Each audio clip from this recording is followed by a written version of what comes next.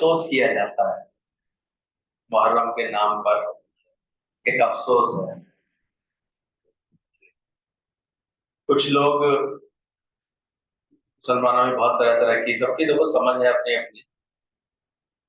मैंने पूछा था एक बार, तो बोले थे कुछ लोग इस दिन, जैसे हम लोग अपने किसी पीर फकीर की याद में, उसकी कुर्बानी की शहादत की याद में उसको याद करते हैं, उसका जैसे दिन बनाते हैं, जैसे हम लोग गुंजनों का दिन बनाते हैं, उसमें मन में मिठास भरते हैं, मुख में मिठास भरते हैं, व्रत भी करते हैं कुछ लोग ऐसे करते हैं। पर कुछ लोग एक अफसोस करते हैं कि हमने ऐसी कुर्बानी क्यों होने दी। तो वो लोग जुलूस के रूप में निकलते हैं वहां, और अपने को ही कोसते हैं, हाय हुसैन जिंदाबाद, काश मैं कुर्बान हो जाता तो मैं बचा ले आता, मैं होता तुम्हारे साथ।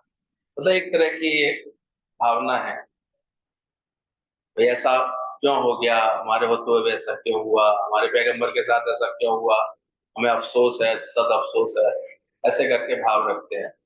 इसको एक उन्होंने प्रोसेसन के रूप में, फिर उनको सजाते हैं, रात भर उनके ताजिए रखते हैं, उनके याद करते हैं, तो दूसरे दिन जाकर के करबला में समर्पित कर देते हैं। तो ये समझ है, एक प्रायश्चित है उनका। कुछ लोग प्रायश्चित करते हैं, कुछ लोग कहते हैं जो हुआ सो हुआ, अब हम आगे इनसे शिक्षा लें, सबक लें। तो अपनी अपनी जगह सभी ठीक होते हैं। कभी हमें कुछ बातों का अफसोस भी होना बहुत आवश्यक है। नाउ सिन नो मोर, हमारी कहाँ चूक हुई, हमारे से इतना अच्छा पैगंबर क्यों चूक गया। तो क्या आता था, इन्होंने नमाज पढ़ते में उनका गला काट लिया। हर समय ऐसे दुराग्रही और आग्रही सब तरह के लोग रहते हैं। अच्छा आग्रह रखने वाले भी रहते हैं, बुरा आग्रह करने वाले भी।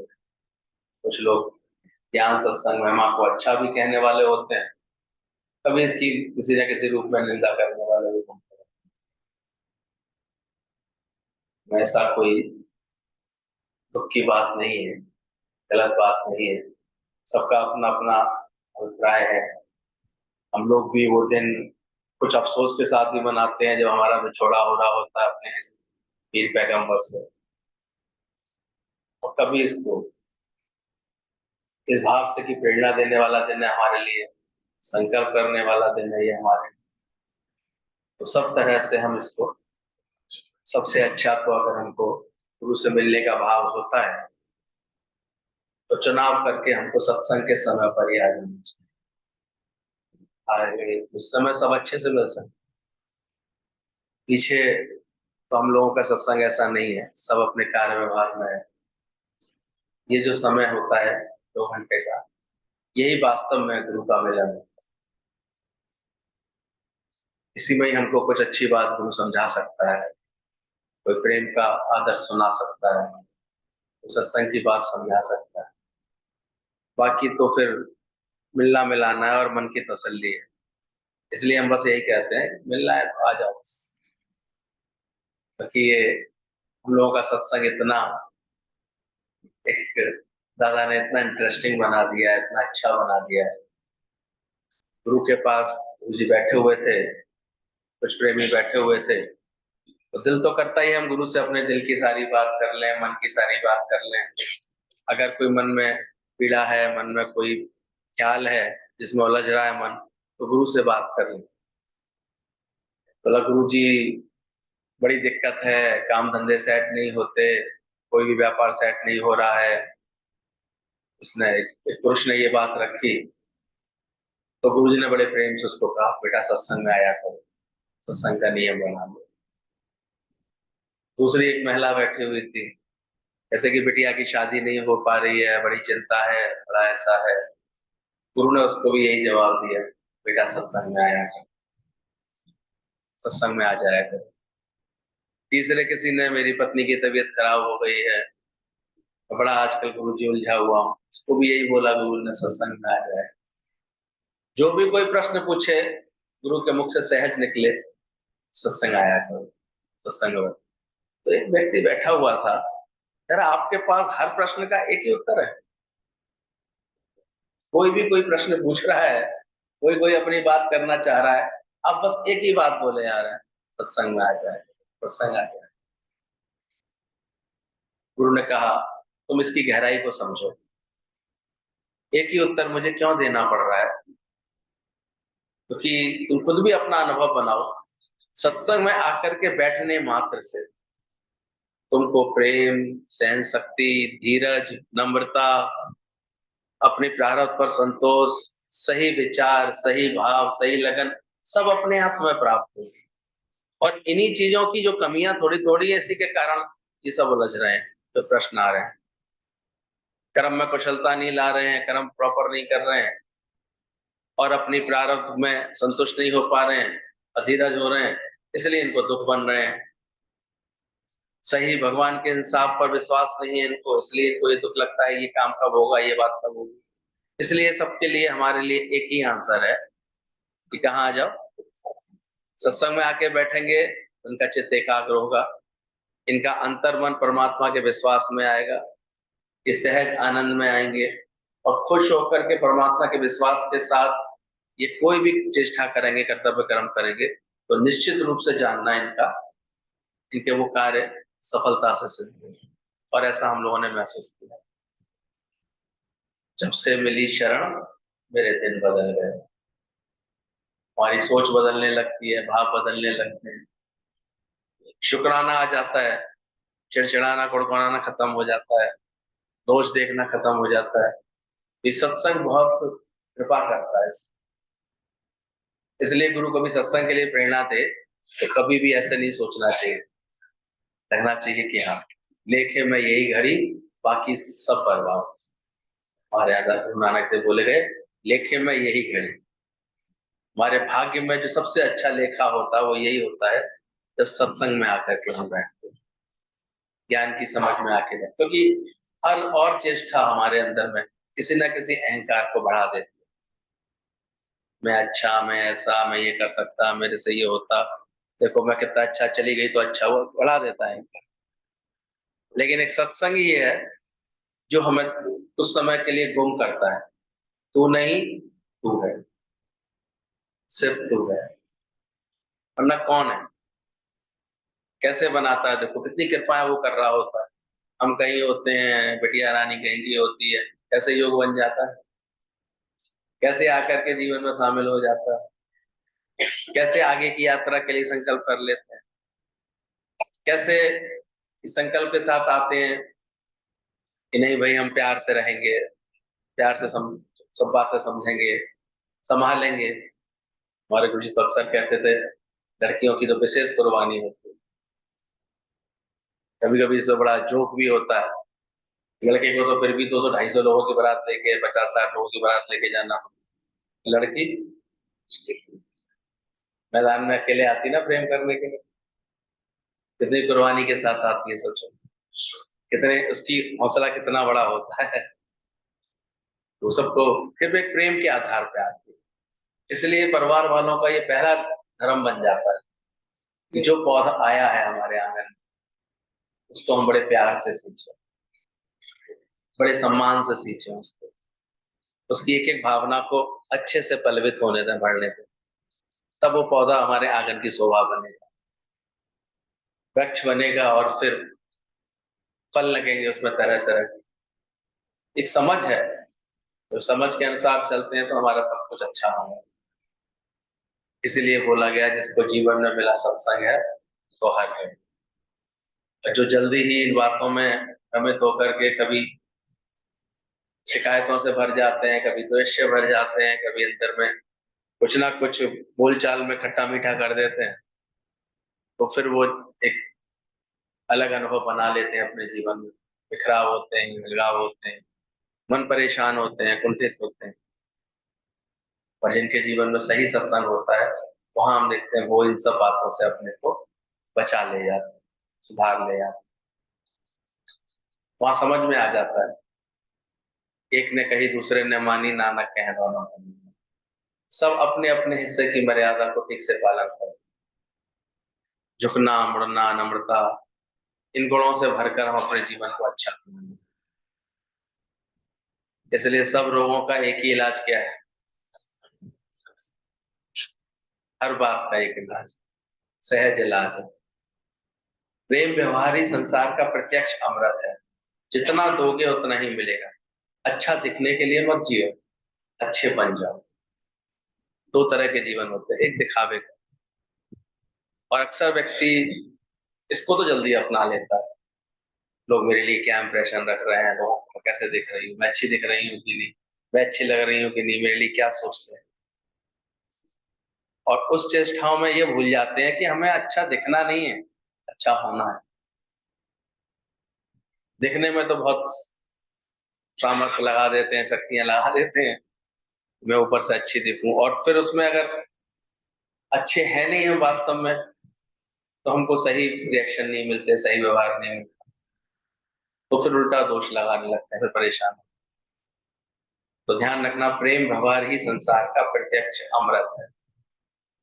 इसलिए 2.5 अक्षर प्रेम के, इसकी सही सही परिभाषाएं जो गुरु हमें समझाता है, दुनिया में कोई नहीं सिखा। माता पिता जो प्रेम देते हैं वो मोह का रूप है। भाई बंधु जो प्रेम देते हैं उसमें भी स्वार्थ होता है। जरा किसी का स्वार्थ पूरा नहीं हो 2 मिनट में झगड़े से बन जाए। एक प्रीत सच्ची गुरु गोविंद की। गुरु को ही दूर तक जैसे ये भाव होता है अंदर में कि इसके जीवन में सही प्रेम आ जाए, और वास्तव में वो प्रेम होता ही परमात्मा से। जब तक हम परमात्मा का भाव नहीं रख रहे हैं, या ये नहीं जान रहे हैं कौन चलावे कौन हिलावे, सबको चलाने वाला कौन है, सबको अंदर में, सबके अंदर शक्ति किसकी कार्य कर रही है, तो हम प्रेम समझ ही नहीं पाते। और हमारा किया हुआ प्रेम एक स्वार्थ बन जाता है, और वापसी की इच्छा के कारण वो दूषित हो जाता है। अब प्रेम देते कम है, हमें क्या मिला, हमें क्या मिल रहा है, हमारे को क्या दिख रहा है। और इसीलिए इतने इतने दिन सत्संग भी समझने के बाद हम अपनी बोलचाल, अपनी सोच विचार को सही नहीं कर पाते। अभी गुरु जी इतना समझा, जबकि मन अपने ते बुरा मिटाना दिखे सकल सृष्टि।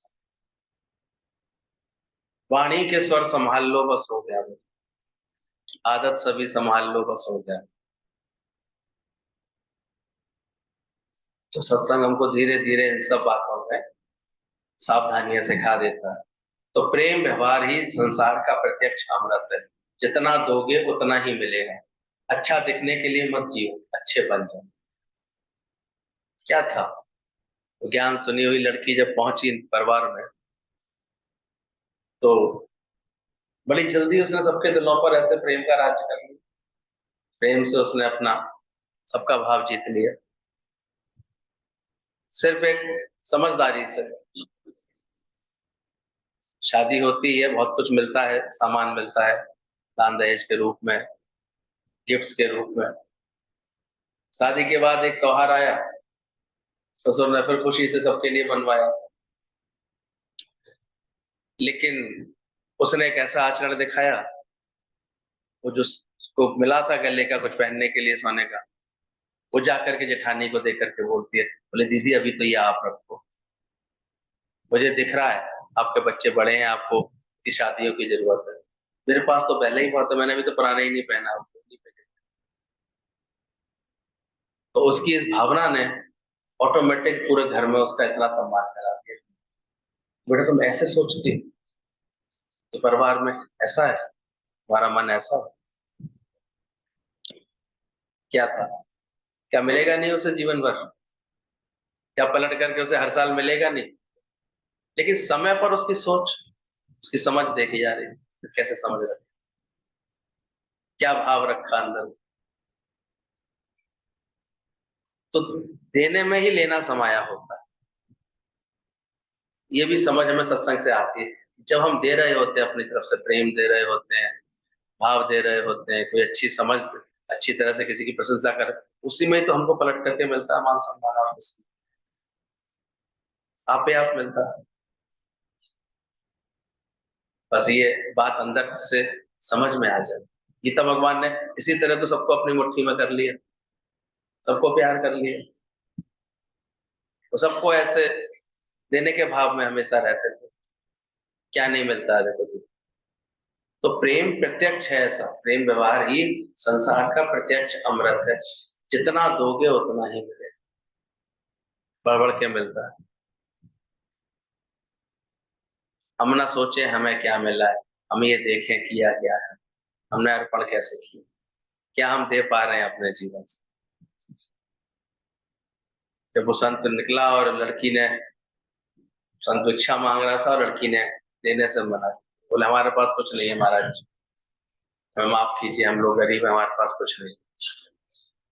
संत ने कहा बेटा ऐसे ना बोलो। बोले हम सही कह रहे हैं बाबा, हमारे पास कुछ नहीं देने के लिए। बोले ले बेटा झाड़ू उठाओ, जरा आंगन की झाड़ू तो लगाओ। लड़की बड़ी हैरान कि हम तो झाड़ू क्यों लगवा रहे हैं, लेकिन इतने बड़े कह रहे थे महात्मा जी, संत महात्मा सन्यासी थे, वो कह रहे थे। उसने झाड़ू लगाई आंगन में, और झाड़ू लगाई तो थोड़ी सी मिट्टी निकली उस आंगन में। कहते बेटा ये मिट्टी उठा करके मुझे। बोले आप इस मिट्टी का क्या करेंगे, आपको क्या करना है इस मिट्टी का। संत मुस्कुराए, बोले कोई बात नहीं, तुम दो तो सही मुझे। और जब उसने मिट्टी दी, संत ने उसे माथे से लगा करके उसे आशीर्वाद दिया। सन्यासी के साथ एक और था। बोले आप इस मिट्टी का करोगे क्या। बोले मुझे कुछ करना भले ही ना हो, पर मैं इस बच्ची के अंदर में ये भावना नहीं रहने देना चाहता कि ये कुछ, इसने कुछ दिया नहीं,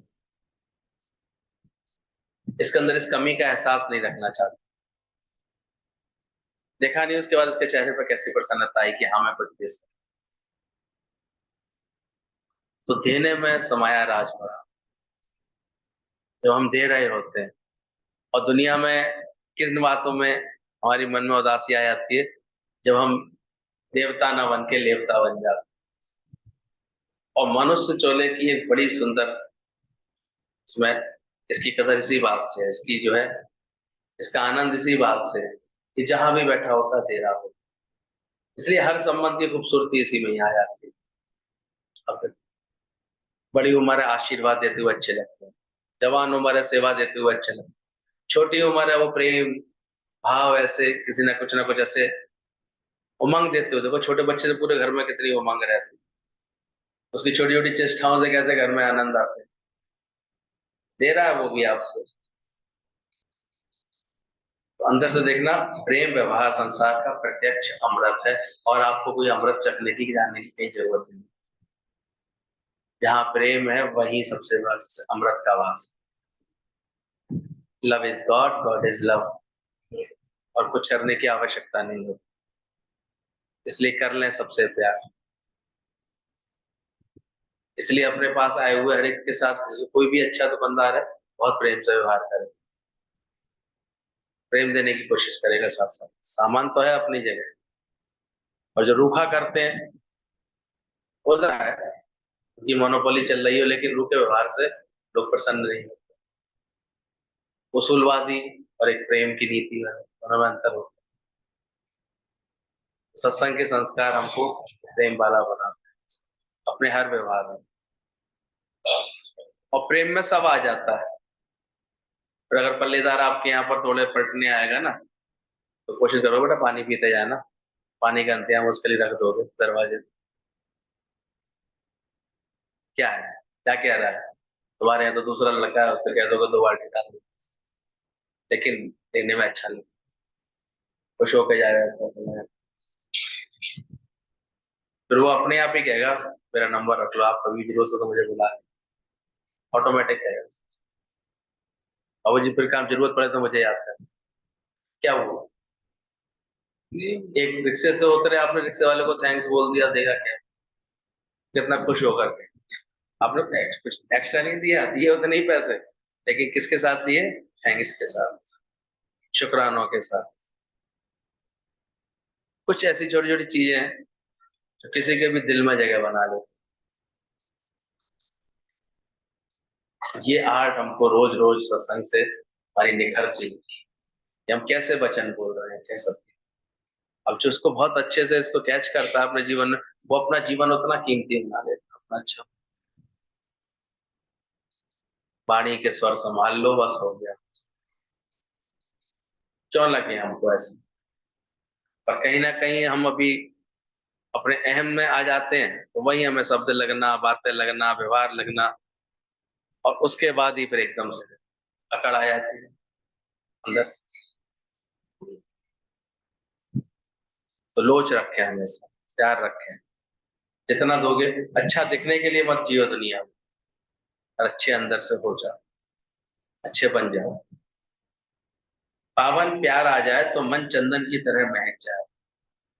प्यार तो सबके पास है, हर एक से पूछो भाई प्यार है, बहुत प्यार है।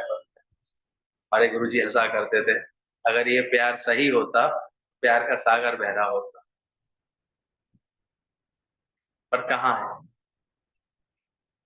कहाँ प्यार दिखाई देता, क्योंकि पावन नहीं है प्यार, इसलिए मन महक नहीं रहा। मन उधड़ बुन में है, जलन में है, परेशानी में है, चिड़ मच रही है अंदर में, उसको उलझ रहा है।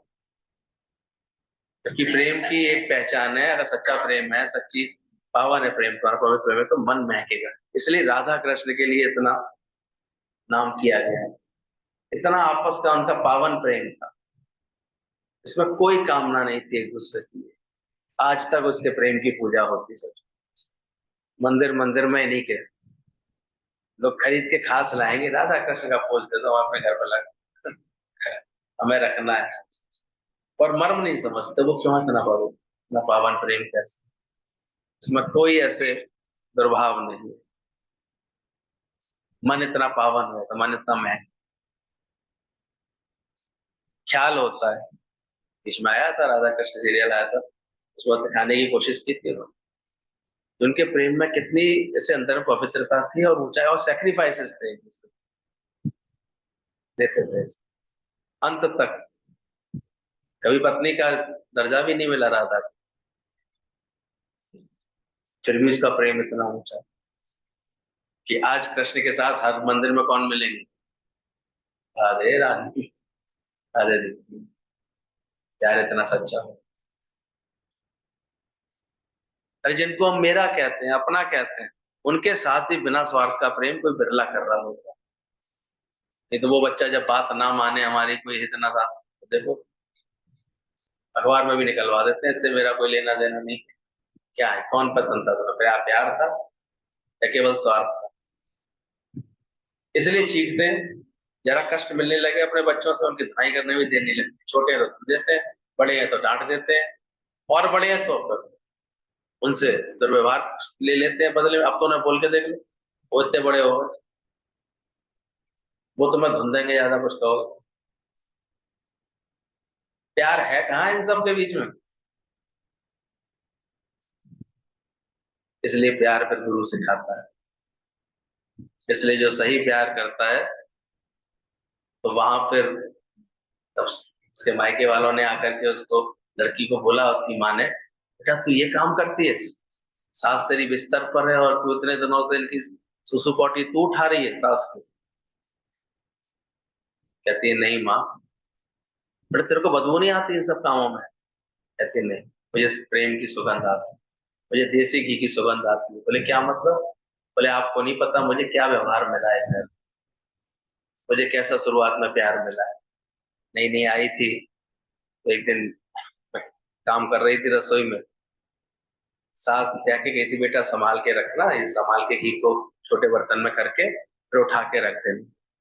मुझसे कुछ चूक हुई और बर्तन में पैर लगा और पूरा घी फर्श पे फैल गया। मैं तो कांप गई थी। घी की कीमत तो पता है, घी कितनी कीमत से आता है, कितनी मेहनत से आता है। मुझे डर गया था मेरा मन। देखिए मेरी सास ने आकर के, बल्कि मैं उसमें गिर भी गई थी, उल्टा मुझे प्यार से उसने उठाया और कपड़े चेंज करा के मेरी सेवा करी। 4 दिन तक मेरे कमर में दर्द रहा, तो मेरी उल्टी सेवा की और एक शब्द नहीं बोला उस घी के विषय में, उस नुकसान के विषय में। एक बार भी बात नहीं बोली। जहाँ ऐसी समझ होगी, तो अब मुझे कभी सेवा करने में खराब लगेगा? आदमी कोई किसी के नजदीक प्रेम से क्यों, कब आके बैठता है, जब क्या मिल रहा होता है उसको। तो है जरूरत प्रेम की भगवान पाने। गुरु भी प्रेम से ही हमारी सारी भावनाएं से पूरा करते हैं, तभी तो प्रेम रखते हैं उससे, भाव पूरे कर देता है, प्रेम पूरा निभा देता है। तो प्रेम वो प्रत्यक्ष फल है, ध्यान रखना, संसार का अमृत है। पावन प्यार आ जाएगा तो मन चंदन की तरह महक जाए। खास चंदन पूजा में लगाते हैं, इसलिए पूजा करने के बाद अपने मस्तिष्क पर चंदन लगा करके रखते हैं, महकता है। जाता हूँ अगरबत्ती भी ढूंढते हैं, कौन सी लाओ, चंदन वाली है, घर महकेगा। तो हमारा भी मन जब महक रहा होता है, चहक रहा होता है, उमंग में होता है, खुशी में होता है, तो मैंने कहा भले ही दिन मुहर्रम का है, मैं मुहर्रम की सूरत नहीं बना के बैठूं, आज के दिन कम से कम उसका शुक्राना करके रहना, अल्लाह परमात्मा ने कितना दिया, कितना उसने तुम्हारे लिए दिया। तो देखते हैं गुरु ने इतनी अच्छी समझ बना दी है, कभी अगर जाते भी हैं किसी देवी देवता के मंदिर में, किसी के सामने, तो एक शुक्राना निकलता है अंदर से, तहे दिल से, क्या नहीं दिया है परमात्मा, कैसे नहीं दिया है, कितना दिया है।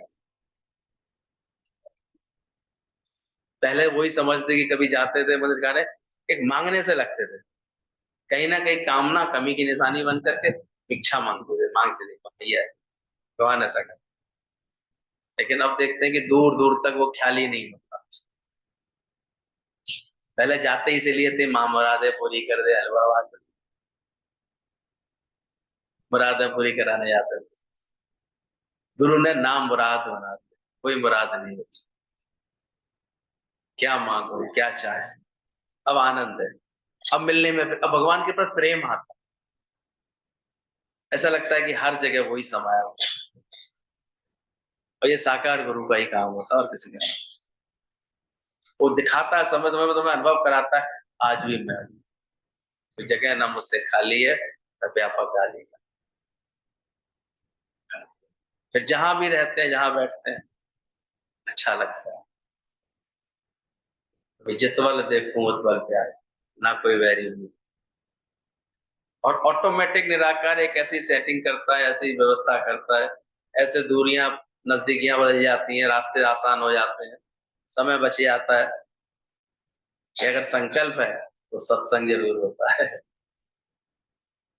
इसलिए हम लोग दावे से कहते हैं, जिसको जीवन में मिला उनको हर घड़ी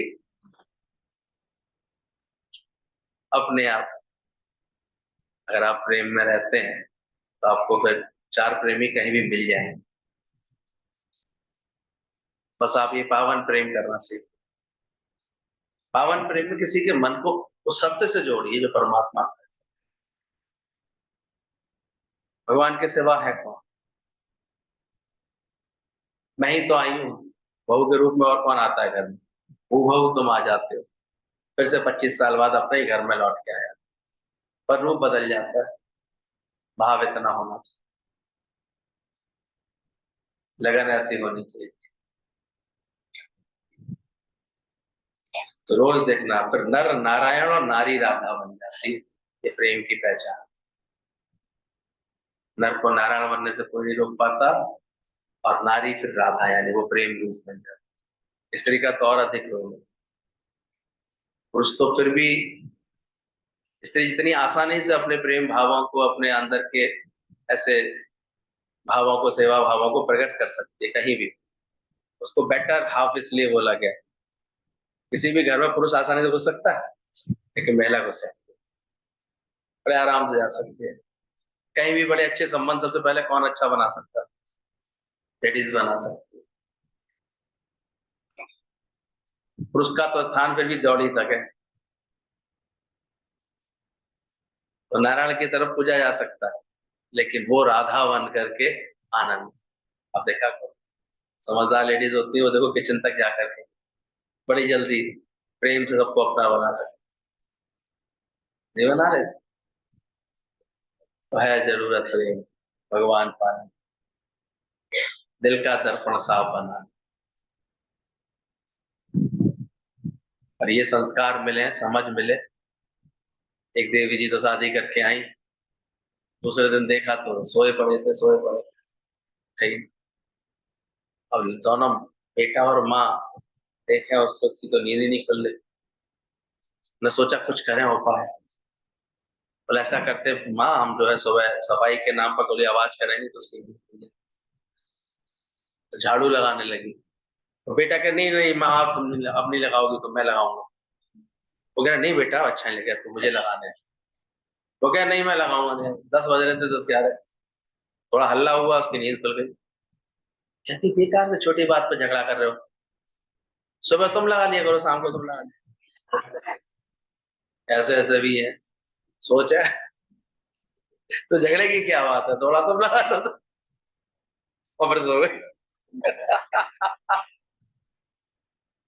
लेकिन वहीं पर जो अपने घर को संवारना सजाना जानते हैं, समझते हैं इसकी महिमा, तो भले अपनी कुछ आदतों को ऐसे उन्होंने बदलना भी पड़ता, लेकिन प्रेम से बदल, चीजों को अच्छा कर, जैसा परिवार की वातावरण उसके अनुसार जल्दी से ढलते हैं, आनंद रखते हैं, शिकायत नहीं आने देते कभी किसी को।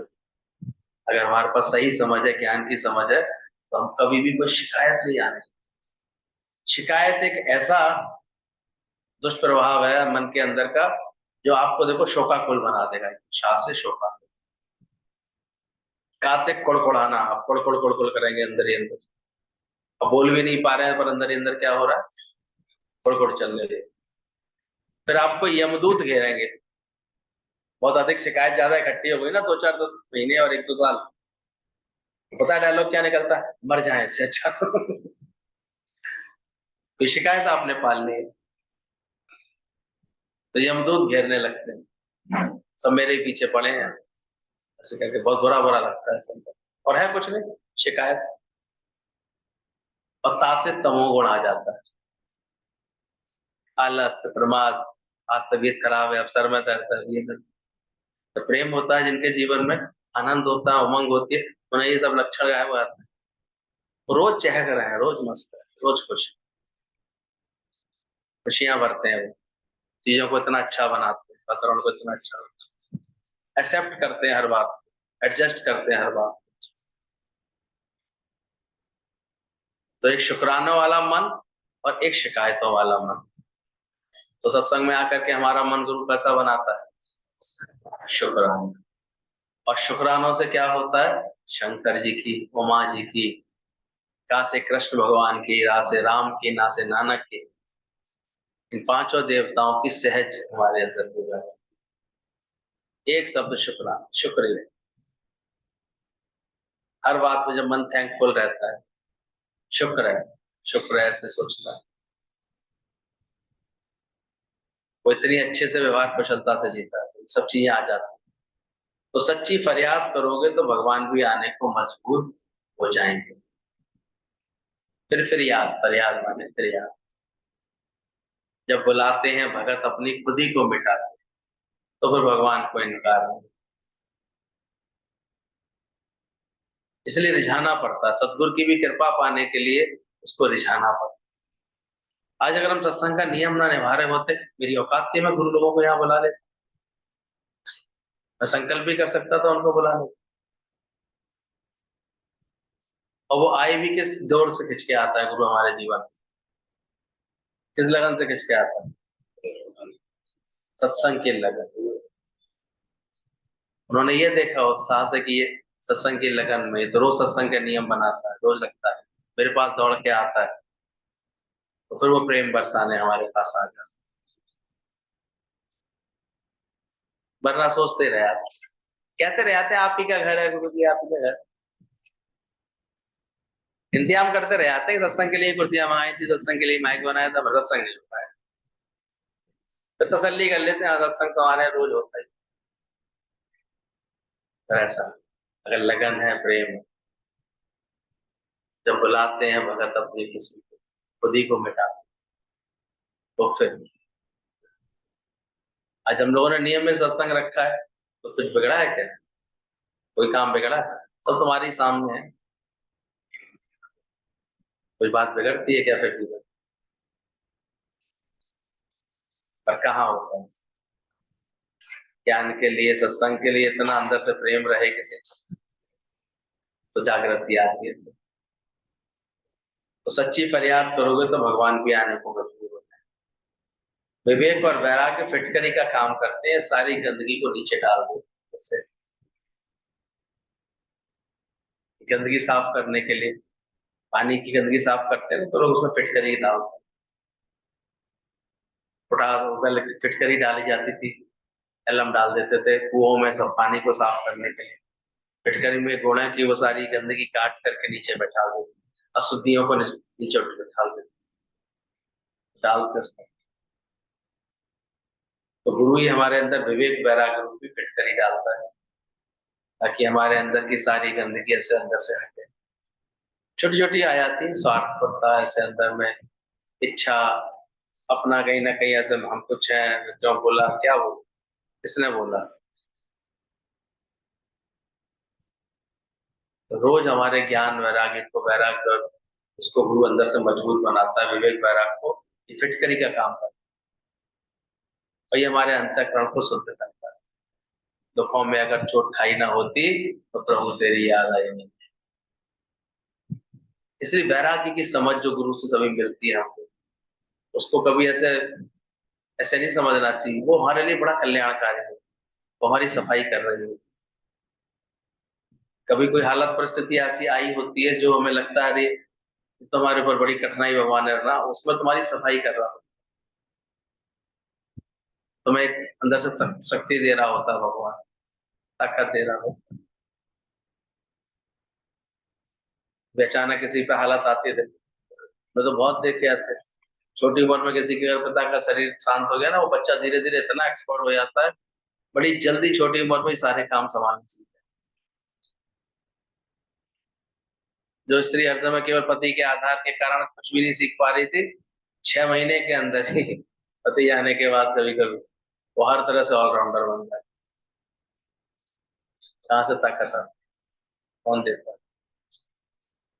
बाकी तो बाकी के समय तो पहले तो एक ही काम करती थी, ले दे करके सारी चीजों का ठिकरा किस पे फोड़ो, कैसे ये खरा ये बुरे, अपना आचरण देखते हैं। अंदर से असंग होते नहीं, ज्ञान से असंग होना को सिखाता है। अंदर से असंग होना ये बहुत समझ से आती है, अंदर से ये बात। सकल के मध्य सकल ते उदास नेत्र। नहीं तो सालों साल ये टूटा रिकॉर्ड चलता रहता है। ये अच्छे होते, ये सुधर जाते तो हमेशा ऐसा होता, अच्छा होता, ये अच्छा होता तो ठीक होता, ये ऐसे कर रहे होते तो ठीक हो रहा होता। और शिकायतें करते रहते, अंदर से कुड़कुड़ाते रहते, परेशान होते रहते, और बदल किसी को नहीं पाते। पूरा बदलता कोई नहीं, और पूरा जीवन खुद ही नरक कर लेता है इंसान। ये सुधर जाए, ये बदल जाए, जैसे कर ले वो ऐसे। सत्संग सही समझ में आ जाता है तो दुनिया ना बदले, बदल जाए हम, तब हमें मिलेगा परम, फिर हमको अपना आनंद मिलेगा। तो ध्यान रखना, बदला लेने का सुख एक घड़ी का है, और क्षमा करने का सुख आनंद। सही प्रेरणा जब गुरु से मिलती है तो बात समझ में आती है, बदला लेने की भावना में कितनी देर तक क्षमा बढ़न को चाहिए, जो किसी की भूल माफ कर सके, क्षमा कर, क्या हुआ वही जाता है। और वरना आप अगर कुछ कहते हैं, सिद्ध करने की कोशिश करते हैं, देखो तुम्हारी गलती है, तुम्हारी गलती, तो वो गलती सुधरेगी तो नहीं, उल्टा उसका अहंकार तुमसे लड़ने और आएगा। अपने को तो देखते नहीं। देखा करो किसी से कुछ बोल के देखो, टोक के देखो किसी को। बदलना तो छोड़ो, अब तो बदलना तो और मुश्किल हो गया उसका, उल्टा वो तुम्हारे अंदर से चार और गलतियां निकाले। इसलिए बदला लेने का सुख एक घड़ी का बोला, और माफी करने का सुख माफ करना सीखते जाए, अंदर से भराते जाए। जब आप माफ कर देते हैं, शांत हो जाते हैं, तो देखो दूसरा अपने आप में क्या था, केवल वो बहू जो नई थी, समझदार थी, लेकिन उसने देखा शादी होके आई है तो बोली माँ बड़ी परेशान। एक दिन सासू माँ को देखा, बोले मम्मी आज क्या बात है, आप थोड़ा परेशान लग रही। अरे बेटा तू नहीं जानती, आज बड़ी दिक्कत की बात हुई, ऐसी क्या बात है मम्मी आज। अरे आज बहुत मुझे होता है। बोले क्या हो गया। बोले तू नहीं जानती, अपने गांव में एक मौसी रहती है। बोले मौसी रहती है तो अच्छी बात है, वो शादी में भी तेरे आई थी कोई मौसी। बोले हाँ वो वाली। बोले क्या। बोले उनका रोज का नियम है, वो किसी भी घर में जाती है बहुत झगड़े करती है, बहुत उल्टा सीधा सुनाती है। बोले होता है मम्मी, किसी किसी का स्वभाव ऐसा होता है। बोले स्वभाव तो ठीक है, पर आज मेरे घर का नंबर है,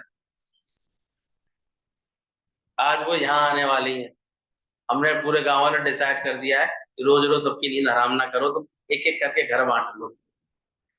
तो आज बेटा अपने घर का नंबर है, और मेरा तो बीपी बढ़ा जा रहा है सोच सोच करके, क्योंकि वो इतना फालतू बोलती है, इतना उल्टा सीधा बोलती है, इतना ऐसे कुछ भी कह सकती है, कुछ भी बोल सकती है। वो बड़ा ऐसे माहौल खराब कर देती है, बड़ा घर में ऐसे कलेश हो जाता है। तू बेटा नई नई आई है और मुझे लग रहा है कि पता नहीं क्या बोला। लड़की बहुत बहुत समझदार थी, कहती है मम्मा आप दवाई खाओ, अपने रेस्ट करो, मैं देख लूंगी मौसी को। तो एक सेकंड के लिए सास का मन और घबरा गया, ये क्या कह रही है, ये बेचारी नई छोटी सी, ये क्या देख लेगी, ये नहीं समझ जानती। कहती नहीं, आप विश्वास करो मेरे ऊपर। इतना तो वो देख रही थी, तो बहुत प्यार वाली थी, समझदार थी। तो अब जैसे ही मौसी उधर से आई, वो इतनी होशियार थी, उसने घूंघट काट लिया था और दरवाजे पे खड़ी हो गई, और छोटा सा अंगूठा ऐसे निकाल लिया था, और अंगूठे को ऐसे हिलाते हुए। उधर से मौसी की तो आदत थी, फल्लांग भर से ही वो गाली गलौज शुरू कर देती थी। वहीं से ही कोसती हुई चली आ रही थी, सब जानती है, तुम्हारे पूरे खानदान को जानती है, पुराने इसको जानती है, तुमने ये किया, तुम्हारे बच्चे ऐसे हैं, तुमने ऐसा किया वैसा किया। और ने देखा दूर से कि बहू खड़ी हुई है, और वो भी चुपचाप उस अंगूठा ऐसे कर रही है, ऐसे करे, तो ऐसे करके वो इतना बोली मौसी, फिर तो बहू के खानदान को, तेरे भी खानदान को भी जानती हूँ मैं, तेरे घर पापा को भी जानती हूँ, कैसे घर की है, क्या हुआ, तेरे भाई ने ये किया था, सब सबकी तो खबर रखती थी। बोलती रही बेचारी, बोलती रही, लेकिन बहुत बोल ली तो एकदम गच खा के ऐसे गिर गई, बेहोश हो गई ऐसे। उसने तुरंत संभाला, मौसी को बैठाला, बैठो बैठो मौसी, अरे मौसी इतने परेशान क्यों हो रही है।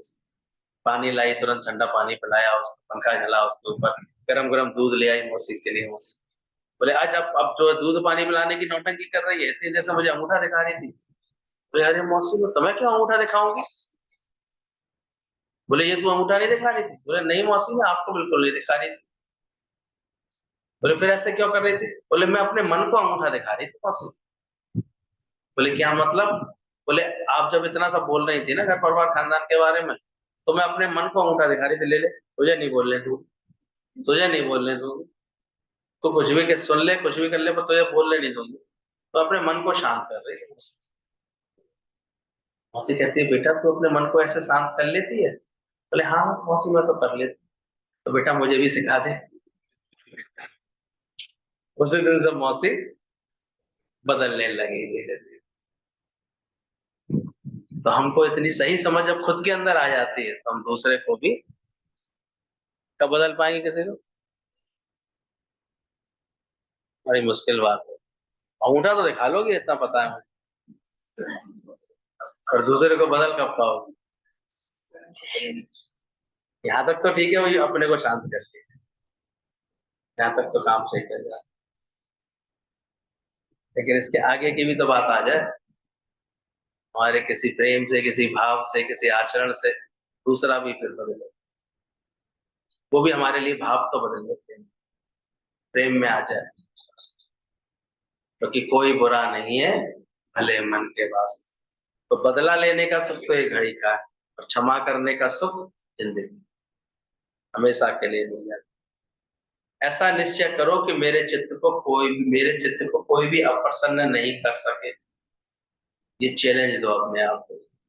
कोई हालात, किसी का कैसा व्यवहार, किसी की कैसी भी बात, किसी का भी कैसा भी बोलना टोकना, कैसा भी किसी की गई व्यवहार, ये मेरे चित्त को अप्रसन्न ना कर सके।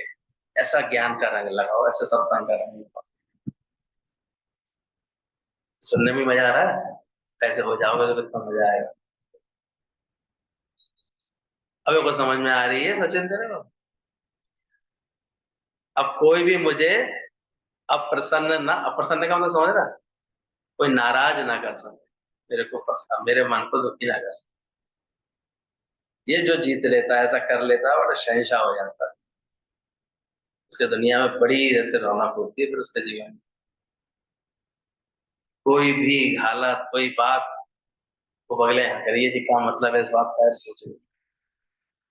तो समझ में आई पनीर वाली। ये बात समझ में आई? अब कोई भी तुझे अप्रसन्न ना करे, ऐसा चैलेंज दे सकते हैं?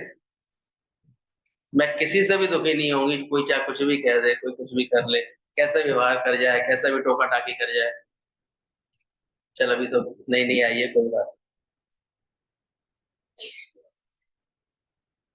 काजल देवता, दो संकल्प ऐसा बनाओ अपने मन को ऐसा, दो गुरु को ऐसी गारंटी दिखाओ, गुरु को ऐसा आचरण, ऐसा व्यवहार। दुनिया ना करे मुझे तंग, कुछ ऐसा रंग, कोई बात से मैं तंग नहीं हूं।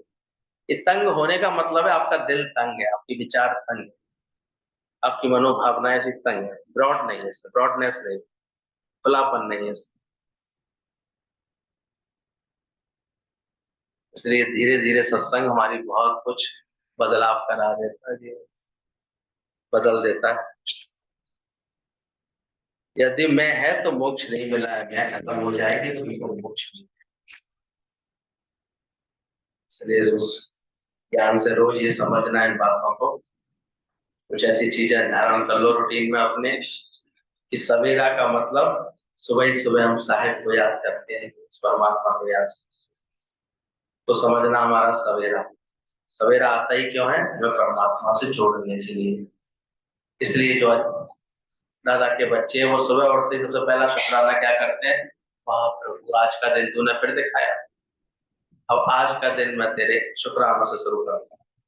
क्योंकि रात के अंधेरे में, रात में आंखें बंद थी, तो आंख भी बंद हो जाती तो मैं क्या कर लेता? कुछ कर सकता था? शुक्र है रात भर आपने मेरी नौकरी चलाते रहे और सुबह मेरी आंखें फिर खुल गई। इस बात का क्या शुक्राना नहीं करना चाहिए परमात्मा का? कोई करता तो नहीं। सुबह उठते ही दादा का बच्चा नहीं, उठने के साथ से ही पहला शुक्राना वहां पर, ये नौकरी नहीं बंद की तूने रात भर। कौन था जो रात को पहरेदारी कर रहा था? कौन नाड़ी में रक्त बहा रहा था? कौन खाना पचा रहा था? कौन सुबह उठते ये फीलिंग करा देता है कि जाओ मलमूत्र दान करे और ऐसे निकालो? कौन चला रहा? तो पहला शुक्राना तो यहीं से शुरू कर देना चाहिए। तो सवेरा मिला उस परमात्मा से जुड़ने के लिए, इसलिए आप दोपहर है, दो दोपहर यानी पहर अलग हो जाओ, परे हो जाओ, कार्य करो सारे, पूरा दिन कार्य के लिए मिला है, कार्य से इस जीवन की सुंदरता भी है, लेकिन उससे परे होकर, तो मैं इसमें अलग हूँ, सेवा इस शरीर से हो रही पर मैं तो साक्षी स्वरूप आत्मा हूँ, मैं आनंद स्वरूप आत्मा हूँ, ये समझते। ये दोपहर, और शाम होते ही फिर शाम को भगवान से यानी शाम से जुड़ने का समय है। उसकी सुबह दोपहर शाम तीनों ही परमात्मा का ऐसे भक्ति बन जाती है, उसको ये समझ आ जाती है शाम क्यों आई है, श्याम से, फिर श्याम से यानी वो भजन करेगा, आरती करेगा, कोई ना कोई अच्छा भाव जगाएगा मन के अंदर, परमात्मा से जुड़ेगा, और फिर वह रात आती है भगवान के तप में रहने के लिए। ये भी कोई ज्ञान समझता है तब समझता है, वरना तो रात ऐसे ही बस उधेड़ में, चिंताओं में, विकारों में बीत जाती। पर योगियों की रात क्यों आती है? तपस्या से, वो उसमें अपने अच्छा चिंतन, अच्छे भाव, अपने मन को अच्छा करना, सही प्रेम से एक दूसरे के दिल को जीतना, ऐसा उस भाव में है। भगवान की गोदी में आ जाता है तो माया से सब कुछ। इसलिए ऐसा भक्ति भाव अपने मन में रखो। वो कितनी सुंदर बात है, कोई भक्ति जब भोजन में प्रवेश कर जाती है तो उसे क्या कहने लगते हैं? प्रसाद। प्रसाद। आप तो आटा चीनी, लेकिन पंजीरी बना के जब भगवान के आगे ले गए भक्ति भाव से, तो वो क्या कहलाने लगती है? प्रसाद। मिठाई की दुकान से डब्बा खरीदा तब तक तो मिठाई थी, लेकिन भगवान को समर्पित होने के बाद क्या बन गई? जब उसमें भक्ति प्रवेश कर गई, तो भक्ति जब प्रवेश करे आपके भोजन में तो प्रसाद बन जाता है। तुम्हारा जीवन भी प्रसाद बन जाता है, जब तुम अहंकार को, जीवाव के अहंकार को हटा दो, भक्ति जब पानी में मिल जाती है तो चरणामृत मिल जाती है। तो देखो भगवान के चरणामृत, अभी तो हर अच्छे मंदिर में लोग इतने जब पहुंचते हैं तो जैसे अब कोई वहीं नारियल चढ़ा रहा है तो पानी गिर रहा है, कहीं जैसे कुछ गिरा रहा है, दीपक जला रहा है तो दुर्घटना हो सकती है। तो उन्होंने स्थान बना देते हैं हमने हर अच्छे मंदिर में, भाई वो यज्ञशाला है, दीपक जलाओ तो वहीं जलाओ। वो शिला है, शिला पर जो कुछ तोड़ना है वहां पर तोड़ो, पानी वानी वहां, पानी का स्थान अलग, तो इसका स्थान अलग। धीरे धीरे हर अच्छे मंदिर क्यों इतने सुंदर होते जा रहे हैं, व्यवस्थित होते जा रहे हैं। इसलिए सरकार चाह रही है सबके ऊपर कंट्रोल हमारा रहे, व्यवस्था का रहे। ये तो लोगों को फिर दिक्कत होती है, स्वार्थ रखने वाले पंडे पुजारी फिर उसका दुरुपयोग कर,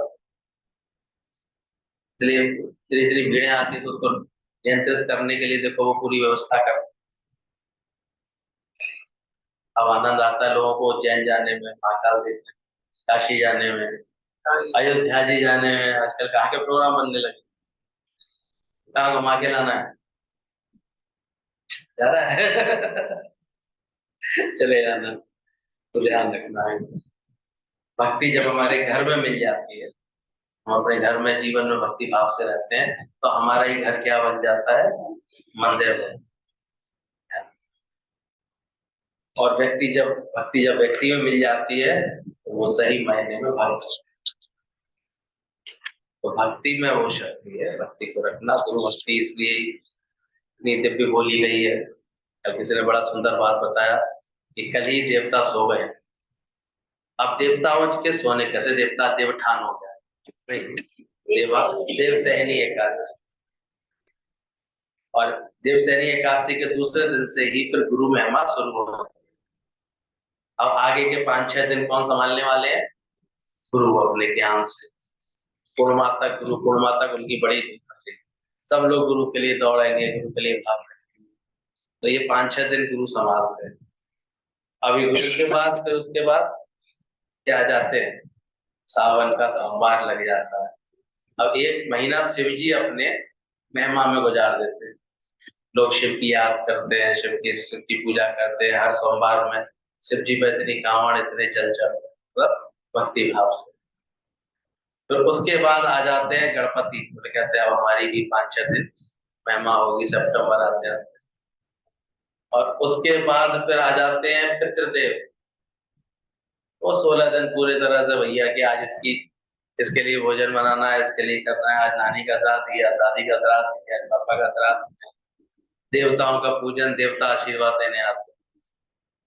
और उसके बाद 9 दुर्गा देवी के दिन आ जाते, देवी फिर ऐसे देवी संपदा प्रकट हो जाती है।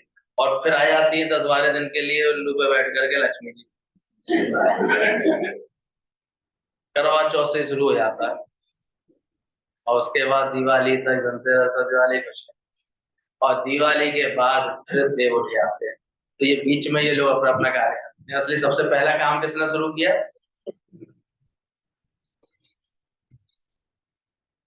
तो गुरु की याद तभी देखो, और गुरु से ही ये सब बातों का ज्ञान मिलता है। इसलिए अच्छे से गुरु पूर्णिमा पर गुरु जी को याद रखना, दादाजी को याद रखना, प्रेम में बैठना। बाकी जब मिलते हैं सब लोग, हम लोग कभी मिलेंगे, रोज आनंद खुशी।